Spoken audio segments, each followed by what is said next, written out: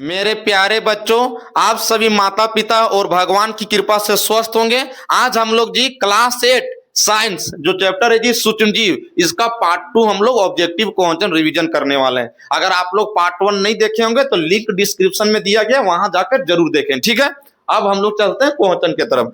पहला क्वेश्चन जी, विश्व का पहला प्रतिजैवी क्या था? मतलब क्वेश्चन पूछ रहा है जी कि विश्व में सबसे पहले जो एंटीबायोटिक दवा निकाला गया था उसका क्या नाम था? तो उसका नाम था जी पेनिसिलिन था। याद हो गया। और इसको खोज करने वाले वैज्ञानिक थे जी अलेक्जेंडर फ्लेमिंग। अलेक्जेंडर फ्लेमिंग ने सबसे पहले पेनिसिलिन का खोज किया था। 1928 ईस्वी में इन्होंने किया था, ठीक है।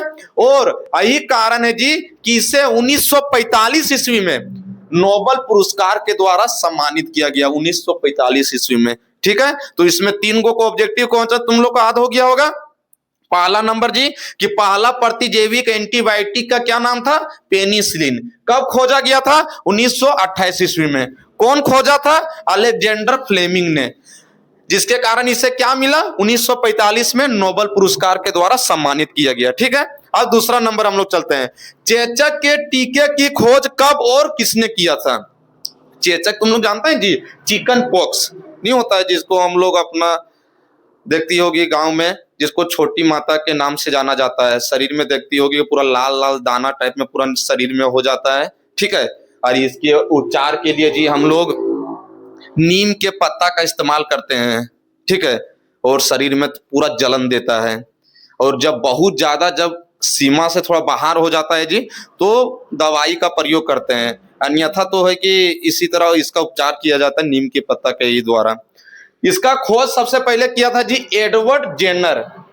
एडवर्ड जेनर ने कब किया था? 1796 ईस्वी को, ठीक है। तो 2 गो ऑब्जेक्टिव कौन सा इसमें याद हो गया होगा कि चेचक की टीके की खोज एडवर्ड जेनर ने किया था 1796 ईस्वी को, ठीक। अगला नंबर, टीबी नामक बीमारी कौन सा जीवाणु से होता है जी? जो टीबी हो जाता है जी, जो देखती होगी तुम लोग जी मेरे प्यारे बच्चों कि सबसे ज्यादा इसमें हो जाता है खांसी, लगातार 3-4 सप्ताह से वो खांसते रहेगा, ठीक है। तो वह कौन सा जीवाणु के कारण होता है? ट्यूबरक्लोसिस नामक जीवाणु से। ट्यूबरक्लोसिस नामक जीवाणु से टीबी होता है, ठीक है।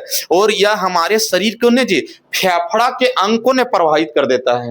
हम लोग जो श्वास वहां जाता है फेफड़ा के अंग को प्रभावित कर देता है जी। इसलिए कभी भी अगर तुम लोग देखता होगा जी कि अगर सिरप लेने गया होगा खांसी वाला सिरप, तो वहां पर देखता होगा उसका जो भी दिया जाता है मतलब कि सिरप, उसमें देखते हो कि फेफड़ा का चित्र छापा हुआ रहता है जी। इसलिए कि फेफड़ा को जाके फिर वहां पर थोड़ा सा साफ करने का काम करता है, ठीक। अब हम लोग चलते हैं चौथा नंबर। बोला जा रहा है हैजा और टाइफाइड जो बीमारी होता है जी वह किस सूक्ष्मजीव के कौन से कारक के से होता है? तो वह जीवाणु के कारक होता है, जीवाणु के कारण, ठीक है।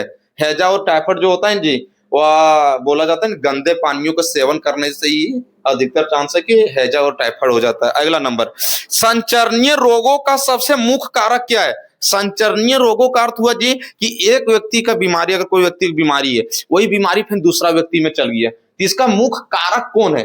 कौन है जिम्मेदारी? तो है जी घरेलू मक्खी है जी।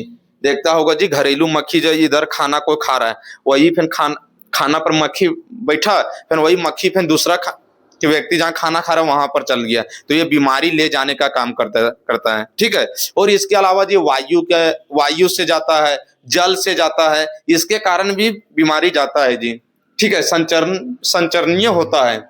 अगला नंबर, एंथ्रेक्स नामक जीवाणु का खोज कब और किसने किया था? यह जो है जी एंथ्रेक्स नामक जीवाणु का खोज वह रॉबर्ट कोच ने 1876 ईस्वी को किया था, ठीक है। और यह जो रोग है इस जीवाणु के कारण एंथ्रिस नामक रोग होता है जी, यह सबसे पहले है कि मवेशियों और मनुष्यों में सबसे पहले देखा गया था। तो तुम लोग को 6 गो जो ऑब्जेक्टिव क्वेश्चन कराए हैं जी, 6 ऑब्जेक्टिव क्वेश्चन पूरा बढ़िया तरह से याद हो गया होगा।